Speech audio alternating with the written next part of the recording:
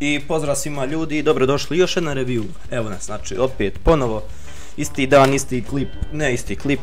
Znači ovdje se sada nalazi procesor za ovaj trenutni računar koji ja koristim. Znači nećemo ništa pričati, odmah otpakujemo i da vidimo šta se nalazi. Naravno mora se naći ovaj papir, i kako se ga fino smotali.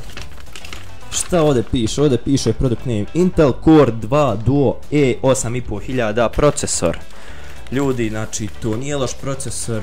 Znači sada ćete vidjeti, evo vidite, on je upakovan Extra je upakovan. Znači tamo nema više ništa.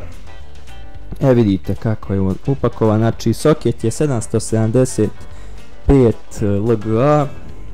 Možete i vi vidjeti to. Sada slijedi otvaranje.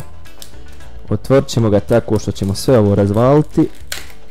I evo ga ljudi, procesor je nov. Nema packe na njemu, znači vidite. Dobro, ja mislim da on treba da bude u posebnom svom pakovanju.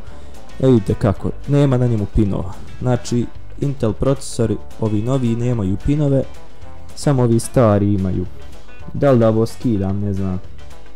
Skinit ću, šta će. Vidite ovaj papir na nju, ovaj papir. Ali eto, nema veze. I ljudi, sada ćete vi vidjeti, znači evo da vam kažem. Znači procesor se zove Intel Core 2 Duo. Znači, izvinite što govori, znači to mi je prešlo u naviku. I 3,16 GHz je procesor, 6 MB cache memorije. Šta još ima da vam kažem, 2 jezgra naravno ima. I sada ćemo igrati sve novije ove igrice.